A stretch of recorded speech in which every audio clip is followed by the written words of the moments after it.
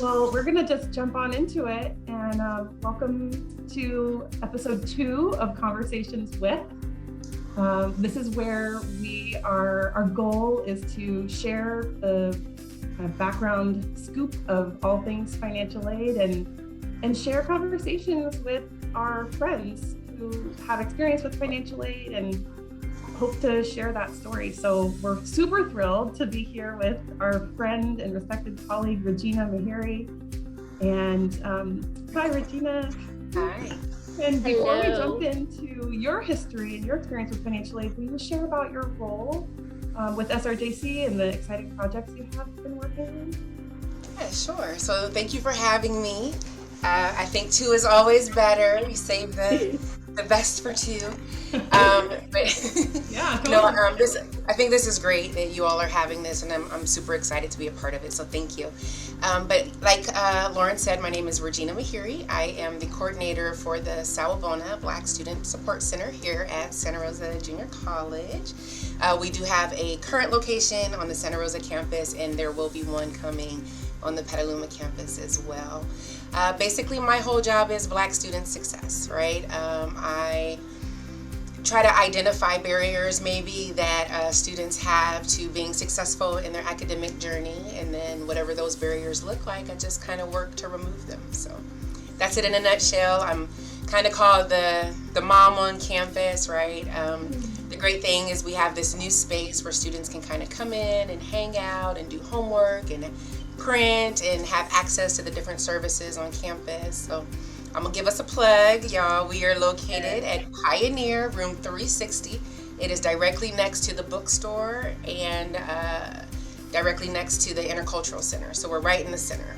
And I look forward to seeing y'all right off the quad. I got food, I have beverages, we got cozy couches. Come through. So I know. On Tuesday I was there and it's beautiful. It's such a space, and you all did a beautiful job with it. Like it's nice for students to know that they have a safe, welcome space, especially our Black students, if they, especially if like our first time incoming Black students who might not be like, oh, there's a community, and they can find a place where they can build one if they don't have one. So I think that's amazing. Thank you. Yeah, it was an interesting project, and just super glad to be able to be the one to spearhead it, right? And we're making history, and it's exciting. So the space was really it's been designed intentionally. So can't wait to share it. Thank you. Can't wait to visit. Can't wait to be back in person and be there. I know. Coffee on me as soon as we get back. Lots to celebrate. For sure. Well, in terms of, we have been so lucky to be able to work together, sharing financial aid information with your students. You've always been so helpful, like creating that space for your students and letting us get to try to start more of these conversations with your students. And in those conversations, you've also been very candid about your experience, as you've succeeded through your education and things. So can you share more of that? Yeah, absolutely. So I was a non-traditional student when I started, right? I started college a little later than my high school graduating counterparts, right? I had 2 kids when I started school, and just a lot of different scenarios that was going on. My educational journey has been one that was challenging, primarily because I really didn't know how to navigate the system, right? So when you come into the college environment and they're like, okay, well, you need this, or you need ed plans, and what do you want to do, and this is how you line up your classes, and you got to go to the financial aid office.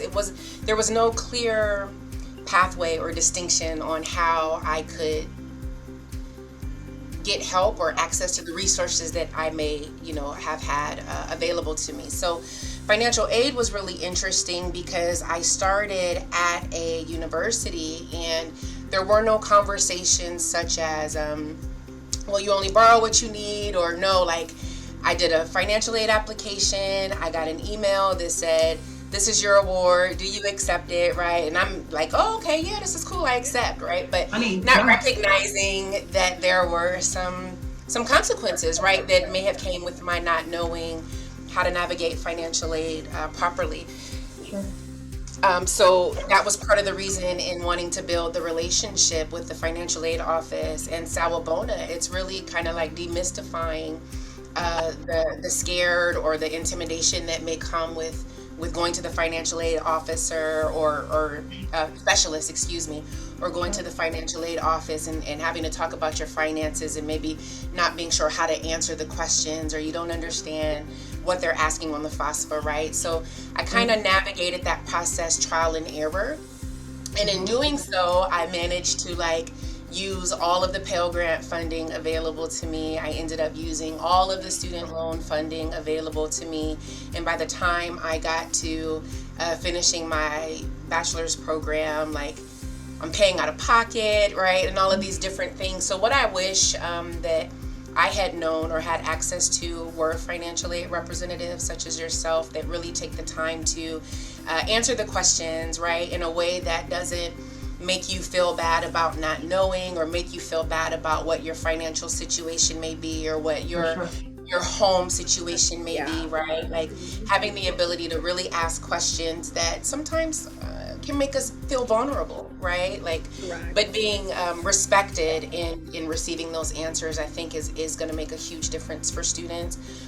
For all of you students, I would just say, to me, there is no wrong question. The only issue that I ever have with questions is when you have them and you don't ask them, right? And I know a lot of times being a Black woman, right, being a woman even, sometimes it can be challenging working with people that seem different, right? And when I say challenging, I was raised what goes on in your home stays in your home.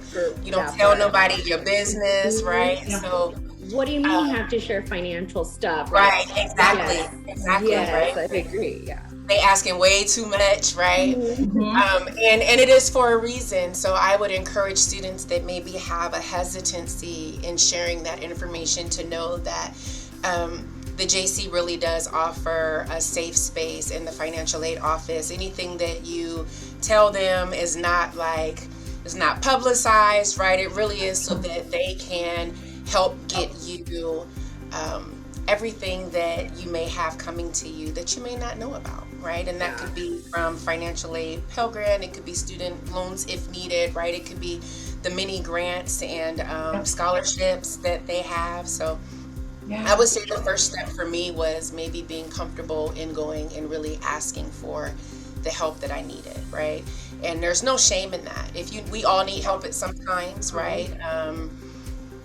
My journey was hard. I didn't know what I didn't know, and I think that's why I've been so successful in the role that I am in, or in the roles that you were in. We really do have a heart for the students that we work with, and we want to see them in their fullest, thriving selves, right? So it's important to see what you're eligible for. You may not think that, maybe you think your parents make too much money, or because you were foster youth, you may not be eligible, right? But you never know. And I think the great first step is just really going to the financial aid office or dropping in one of their Zoom hours and just asking the questions, taking the time to see, right? Worst thing you can say is this is, maybe we can't help you in this way, but we may be able to help you in this way, right?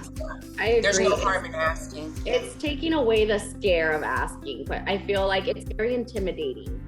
I myself, as a returning student, I always feel that way, where even myself, I tell students, go ask, you're never, and then when I go into this new place, I'm like, how do I ask this? So it's definitely the intimidation, but also taking that away where it's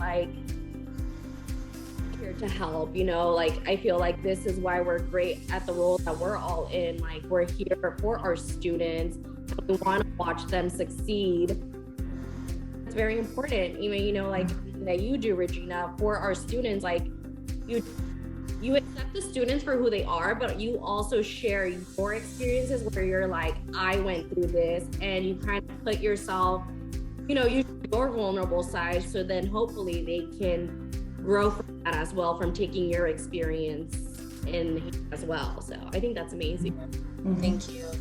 And by no means, y'all, do I do it right all the time, right? Like my experience was a hot mess, and right, so that's why I am an advocate for asking, right? Yes. Like, and that's how we learn. That's how we learn, you know, by trials and tribulations, and right.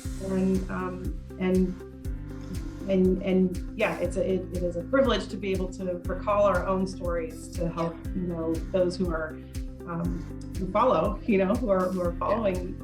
And you're helping me to remind me that I want our students to know that we have a page on our website that's dedicated for transferring students. So, you know, as the student is considering transferring, you know, check out our site so you can get a little bit of insight on what financial aid means when you're transferring, and when you want to map it all out or talk about your options and, you know, what's different at a four-year college financial aid wise, come check us out because we can help map that out for you. It is a little bit different at a four-year college. So this is again, just, you know, like you're saying, just ask. And I think I say this almost every time we meet, that, you know, if you don't ask, the answer is no. Yeah. Right. Exactly. So true. That's the truest thing. But yeah, no, I completely agree. I mean, it's just asking, but also just getting the correct information, because I think one of the biggest things at the JC that we do so great is we build community, and it gets scary for some students when they transfer to kind of find that community again that they just built. Right. So I think it's nice to kind of like that they still have us if they have any questions when it comes to transferring. So that way when they do transfer, they're kind of ready to know what to expect. Yeah. That way they can slowly know either what questions to ask or things like that, but also hopefully that can encourage them as well to be like, I found community here at the JC. Can I find the same community or build something where I'm transferring to? So that's another thing that we can do. That self-advocacy piece, right? Yeah. So like asking the questions, learning the process, and becoming more and more familiar with it. Because as you do go on into your next step of your academic journey, right? If you're transferring or when you transfer, then right, you have that confidence like, okay, I navigated it here, right? I have these pros, and I know that if I don't know anything else, I know how to get my money, and I know who, you know, how to have those conversations. So it makes a difference for sure. It does. It sure does. Yeah. Well, thank you so much, Regina, for wearing your heart on your sleeve and for your candor, and it's commendable. And I'm really grateful to work with you, and I look forward to working with you more. And thank you. Of course, I'm excited about our partnership for sure. Yeah, we are very grateful for you and everything that you do for all of our students. You know, you're somebody who is approachable with such a friendly face and friendly, you know. So thank you for taking time. Yeah, I tell the students all the time, like, I literally do this job because of them, because of you all, right? I'm very fortunate to work with great coworkers and to work with great students and student minds and student abilities and students' advancements. So I will tell you all out there listening, like I tell all of my other students, right? We know that navigating processes in education, whatever they look like, are not always easy, but we know that they're doable. And they are even more doable when you link with the right folks to help you get through. So come see me, again, Pioneer 360. And when it comes to financial aid, trust me, you are in great hands. That I can promise you. So good luck on your journeys. Thank you. And with that being said, we're also not too late to apply. We are entering the month of May, but it's not too late to apply for our 2021-2022 FAFSA school year, and to also start applying for next year, which is our 2022-2023 FAFSA application. So if you also need any help, we are here to help you through Zoom as well as giving us a call. Perfect. Thank you all. Thank you. Until next time. Bye. Bye.